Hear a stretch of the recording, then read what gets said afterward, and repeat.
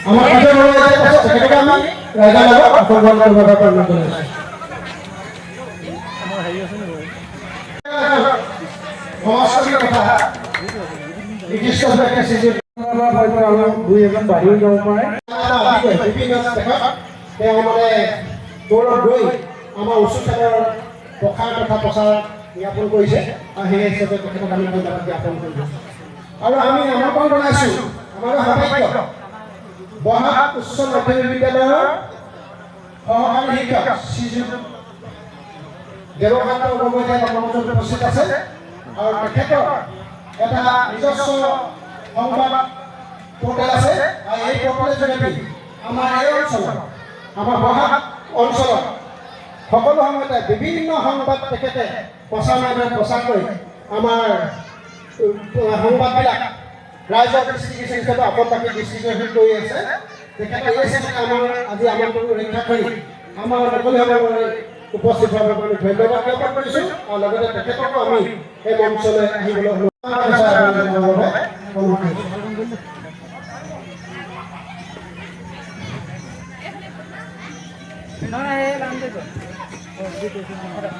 আমাৰ এই অঞ্চলৰ বৰ্তমান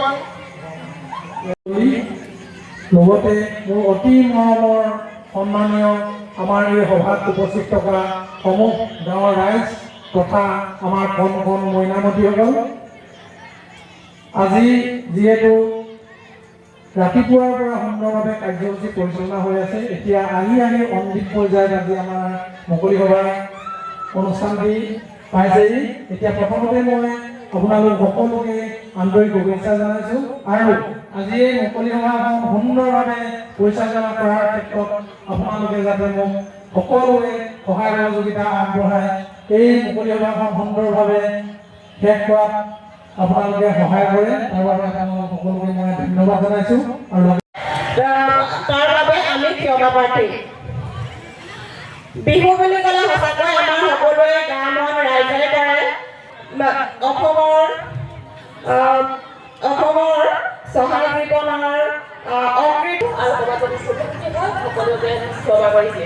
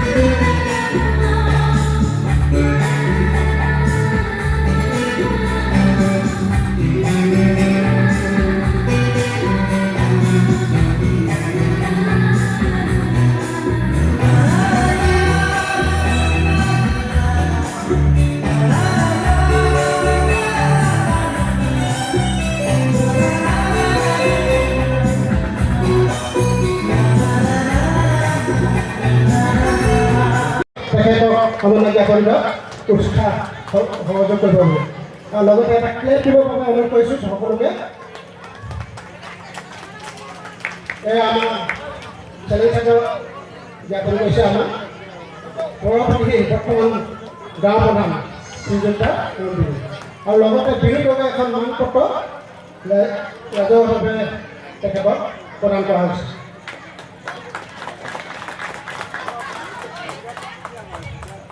বহুত ধন্যবাদ আৰু আমি ঈশ্বৰৰ ওচৰত প্ৰাৰ্থনা কৰিব বিচাৰিছোঁ তেখেতে যাতে সদায় আমাৰ মাজত এনেদৰে জীয়াই থাকি আমাৰ সকলোকে তেনেদৰে উৎসাহ উদ্দীপনা আগবঢ়াই যাব বুলি আশা কৰিছোঁ তাৰপিছত অন্য এগৰাকী ব্যক্তি আমি বিশেষভাৱে সন্মান জনাবৰ বাবে বহু বিদ্যালয়ত সুনাম কঢ়িয়াবলৈ সক্ষম হৈছে আনকি তেখেতে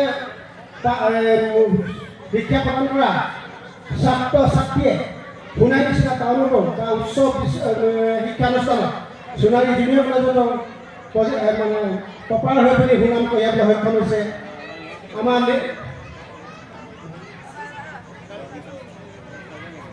তুলসী গগৈ কন্যা তেখেতৰ পঢ়া ছাত্ৰ ছাত্ৰীসকলে সুনাম কঢ়িয়াবলৈ সক্ষম হৈছে এনেধৰণে বহু ছাত্ৰ আছে সমাজৰ সকলোটা উচ্চ গাঁও অঞ্চলৰ সমানে ফেৰ মাৰিব পৰা তেখেতৰ শিক্ষাৰে মই দেৱকো আমি সন্মান জনাব বিচাৰিছোঁ আৰু ৰমণীকান্ত গগৈ ছাৰক আমি মঞ্চৰ অকণমান আগলৈ আহিবলৈ অনুৰোধ কৰিছোঁ আৰু আপোনালোকে অনুৰোধ কৰিছোঁ ছাৰক যি থিয় হৈ আপোনালোকে এটা সম্বোধন জনাওক এখন ফুলাম গামোচা এখন চেলেঞ্জ চাদৰ আৰু এখন মানপত্ৰ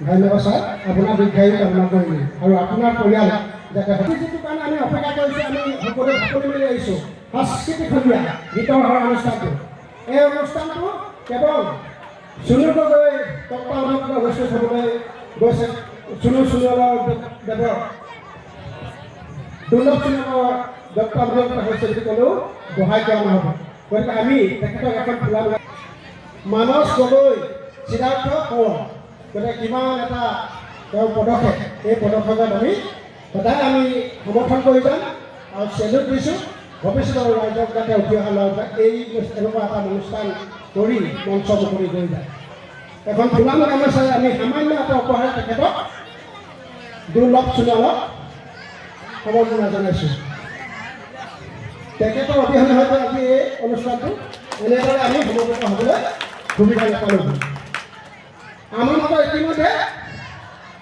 আমাৰ লেফেৰা গাঁৱৰ এজন সমষ্টি মদন গগৈ আহি পাইছেহি তেখেতক আমি মঞ্চলৈ আমন্ত্ৰণ জনাইছোঁ আৰু এখন ফুলাম গামোচাৰে আমাৰ সমিতিৰ বিষয়ববীয়াক আদৰণি জনাবলৈ অনুৰোধ কৰিছোঁ আৰু লগে লগে সভাপতিদেৱক পৰৱৰ্তী কাৰ্যসূচী চলাই দিবৰ বাবে মই অনুৰোধ কৰিছোঁ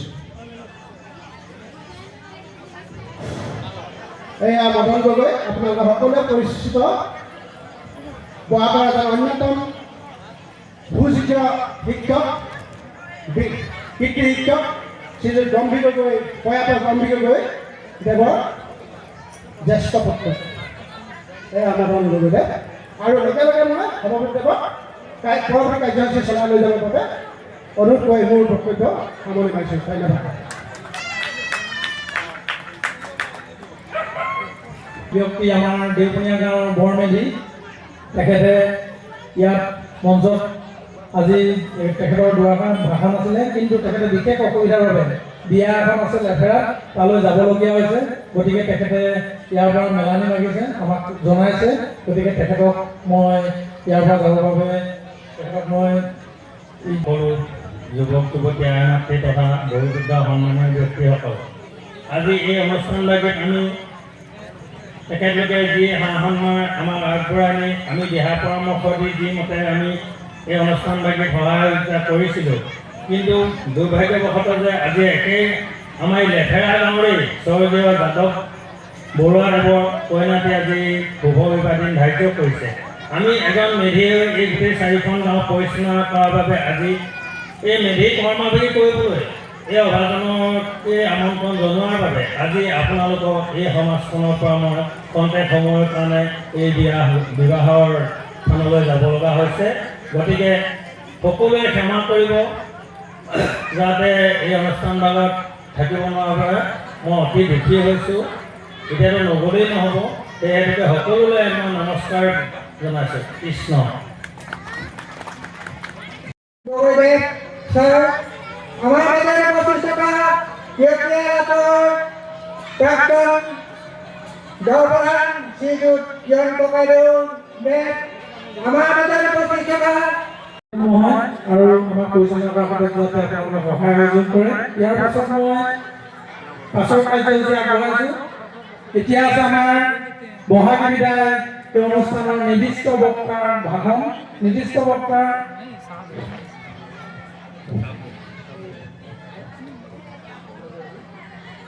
আমি চাহ বহুতে মোক আমাক বহুতে ভাল পাইছে, ঠিক কথা কৈছে।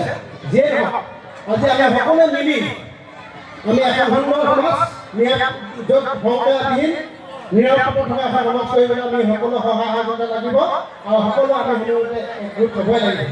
যিয়ে নহওক তেখেতসকলে আমাৰ নিমন্ত্ৰণ ৰক্ষা কৰি আমাৰ মাজত উপস্থিত হ'ল, এই হিচাপতে আমি তেখেতক ধন্যবাদ জ্ঞাপন কৰিছোঁ আৰু চেলুট দিছোঁ। এতিয়া মই আমাৰ नमस्कार, आप सभी को हमारा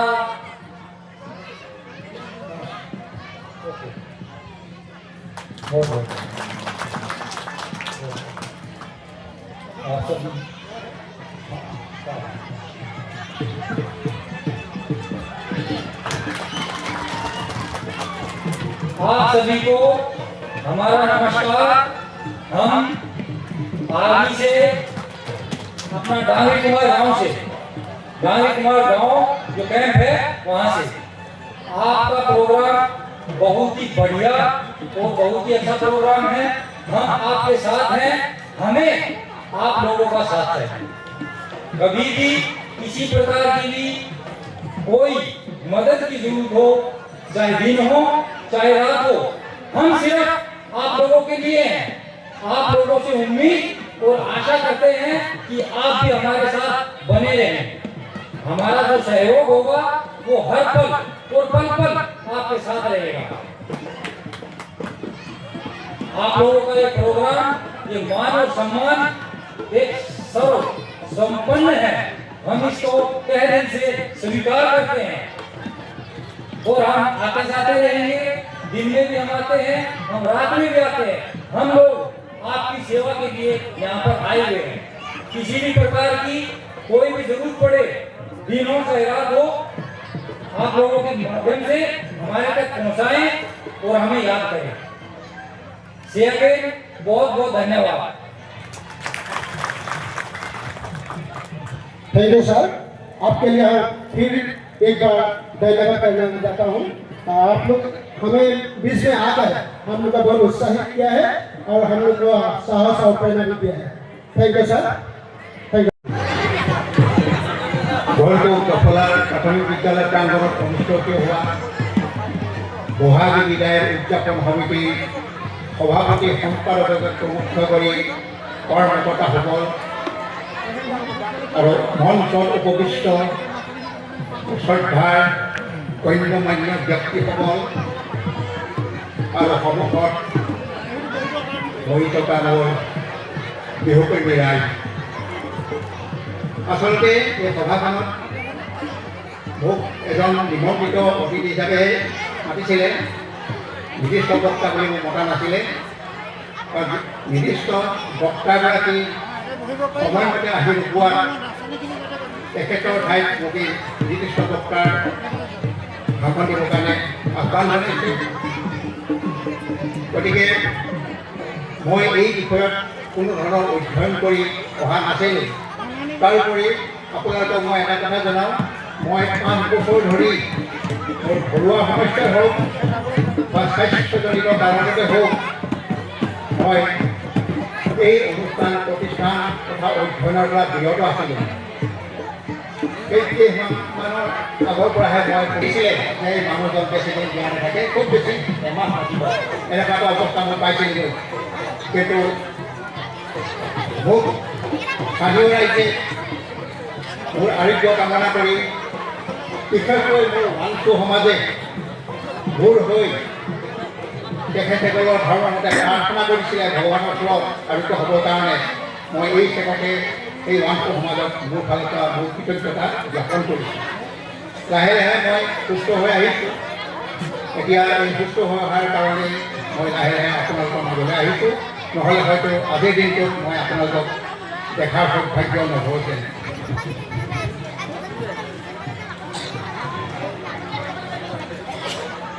বহাগ মাথো এটি ঋতু নহয়, নহয় বহাগ এটি মাহ। অসমীয়া জাতিৰ আয়ুস ৰেখা গণজীৱনৰ ৰিহা। ডক্টৰ ভূপেন হাজৰিকাৰ এই গীতৰ কবিটিৰে মই দুআষাৰমান চমুকৈ ক'বলৈ আগবাঢ়িছোঁ। বেছি দীঘলীয়া কৰিলে মোৰ যিহেতু মই অধ্যয়নৰ পৰা বহুত আঁতৰত আছিলোঁ, গতিকে কি হ'ব মোৰ কথাবিলাকত খেলি মেলি হ'ব। গতিকে যিমান পাৰোঁ মই সৰুকৈ দুআষাৰ ক'বলৈ বিচাৰিছোঁ। বিহু আমাৰ অসমীয়াৰ আয়ুস ৰেখা, বিহু অসমীয়াৰ স্বাভিমান, বিহু অসমীয়াৰ আৱেগ। এই বিহুৰ বিষয়ে কোনোবাই যদি বিৰোধ মন্তব্য দিয়ে তেনেহ'লে আমাৰ আৱেগিক অসমীয়াই স্বাভিমানী অসমীয়াই কেতিয়াও সহ্য নকৰে।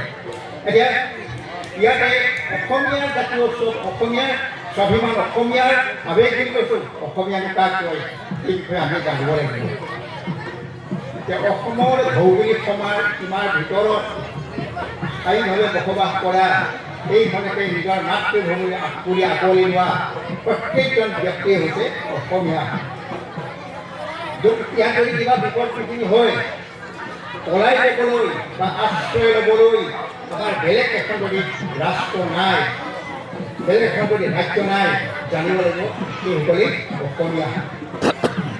তাৰোপৰি ডক্টৰ ভূপেনে কৈছে অকল সেয়ে নহয়, দূৰণিৰ পৰা আহি লুইতৰ পাৰৰে মাটি মাতৃভূলা প্ৰতি ভাৰতীয় হ'ল নতুন ৰূপৰ অসমীয়া।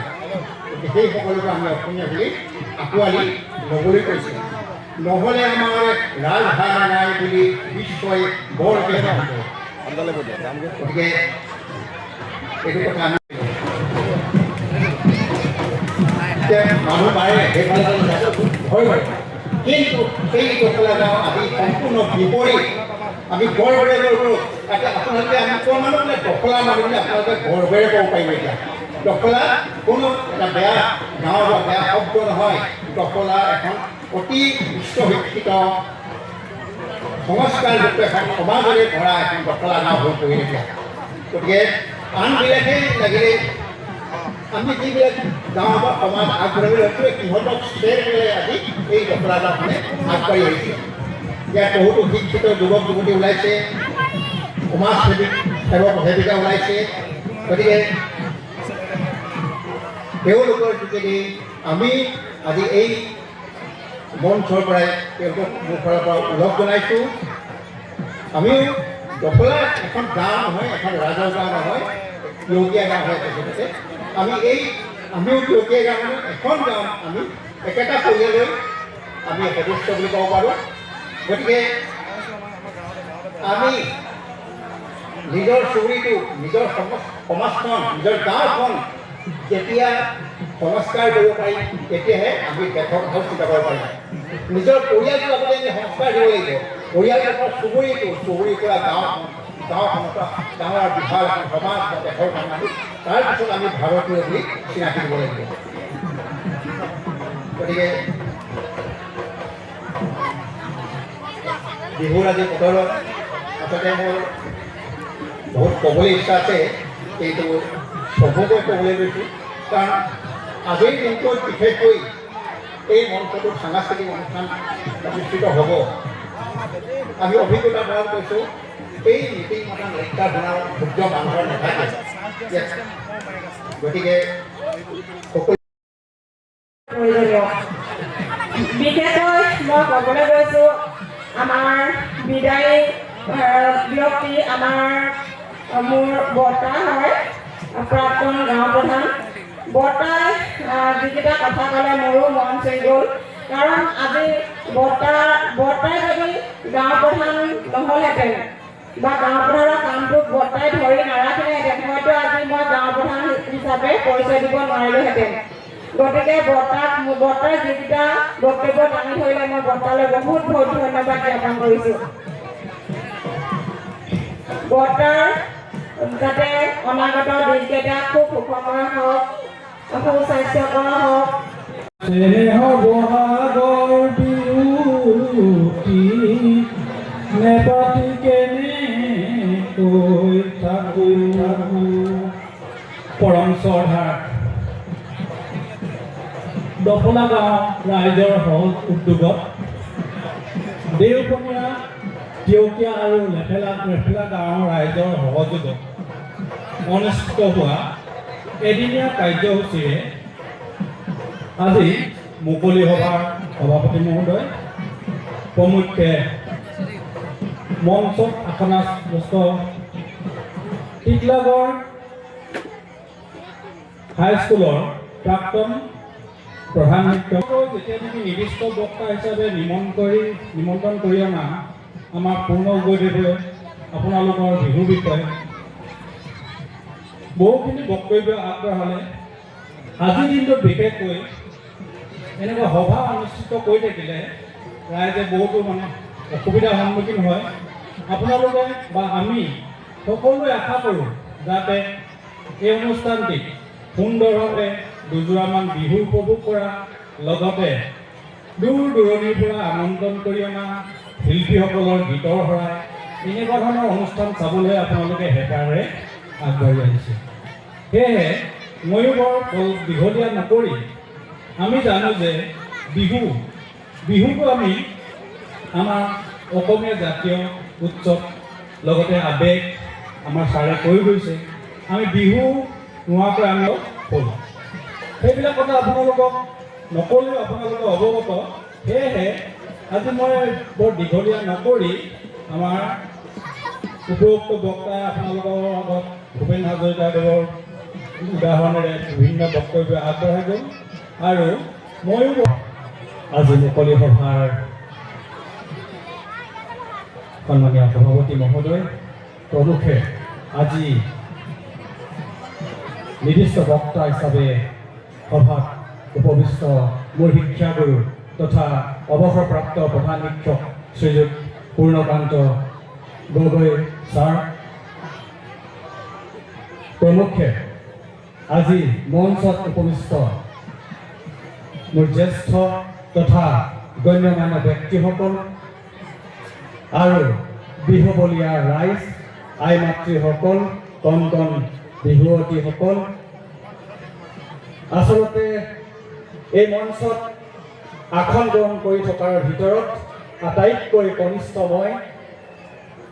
মোৰ বিশেষ ক'বলগীয়া একো নাই, তথাপিও মই মাত্ৰ ধন্যবাদ জ্ঞাপন কৰিছোঁ এই উদ্যোক্তা মণ্ডলীসকলে মোক এই আসন গ্ৰহণ কৰিবৰ কাৰণে এটি অকণমান মোক স্থান দিয়াৰ কাৰণে মই ধন্যবাদ জ্ঞাপন কৰিছোঁ।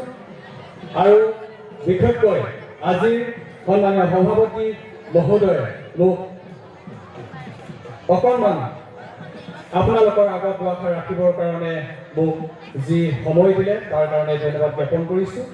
আচলতে বিহুৰ বিষয়ে ইতিমধ্যে উপৰোক্ত বক্তাসকলে জ্যেষ্ঠসকলে ধুনীয়াকৈ ক'লেই, মই বিশেষ ক'বলগীয়া নাই বুলি ভাবোঁ।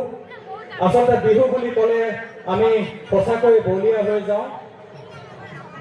মই যেতিয়া ক্লাছ 8 টিকলাগড় হাইস্কুলত পঢ়োঁতে আমি নলনী পথাৰ আমি ঝাপি সেউজীয়া আদিত আজি মোৰ সন্মুখত আসন গ্ৰহণ কৰি থকা মোৰ শিক্ষাগুৰু পূৰ্ণ ছাৰৰ নেতৃত্বত টিকলাগড় স্কুলৰ নেতৃত্বত আমি গোটেই নিশা বিহু মাৰি আমি প্ৰতি বছৰে স্কুলৰ হৈ আমি বিহু মাৰিছিলোঁ, সেয়া মোৰ মনত পৰে। আৰু সেই তেতিয়াৰ বিহু কিন্তু অলপ সুকীয়া ধৰণে আছিলে। আজিৰ বিহু অকণমান সুকীয়া হ'ল, আজি মঞ্চ বিহু হ'ল, কিন্তু তেতিয়া আমি কোনে কিমান ভাস দিব পাৰে, কোনে কিমান নাচিব পাৰে তেনেকৈ আমি নিজৰ ইচ্ছাকৃত মতে ভাস দি নাচিব পাৰিছিলোঁ। কিন্তু আজি মঞ্চ বিহু হোৱাৰ কাৰণে ডিচিপ্লিন চিষ্টেম হৈ গ'ল। তথাপিও বিহু সুৰক্ষা সমিতি আছে, তেখেতসকলে নিশ্চিতভাৱে বিহু ৰক্ষা সমিতিয়ে বৰ্তমান কেনেধৰণে বিহুক আগুৱাই লৈ যাব লাগে এয়া কিন্তু সুন্দৰভাৱে তেখেতসকলে আগুৱাই নি আছে।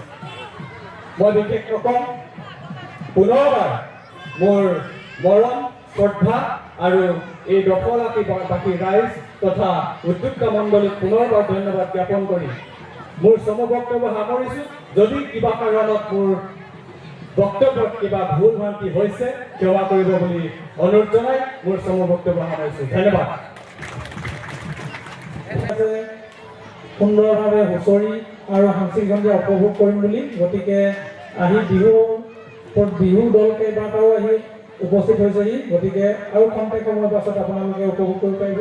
ইয়াৰ পাছত আছে সভাপতি মন্তব্য মই আগবঢ়াবলৈ আগবাঢ়িছোঁ। সন্মানীয় আমাৰ তিয়কীয়া দফলা দেওপুনীয়া গাঁও উদ্যোগত অনুষ্ঠিত হোৱা আমাৰ বিহু উদযাপন সমিতিৰ উদ্যোক্তা মণ্ডলী, লগতে আমাৰ আজি এই মঞ্চত উপবিষ্ট সমূহ গণ্যমান্য ব্যক্তিসকল, লগতে আমাৰ সন্মানীয় ডাঙৰি কমাৰ আৰ্মি কেম্পৰ পৰা অহা মেজৰ ডাঙৰীয়াসকল, লগতে আমাৰ সন্মানীয় সমূহ ৰাইজসকল আৰু বিভিন্ন প্ৰান্তৰ পৰা আজি এই মঞ্চত বিহু প্ৰদৰ্শন কৰিবলৈ অহা বিহু প্ৰতিযোগীসকল আৰু লগতে কণ মইনা নদী কিছুমানো আহি আছে ইয়াত নৃত্য প্ৰদৰ্শন কৰিবলৈ, তেখেতলোকলৈও শুভেচ্ছা জনাইছোঁ। লগতে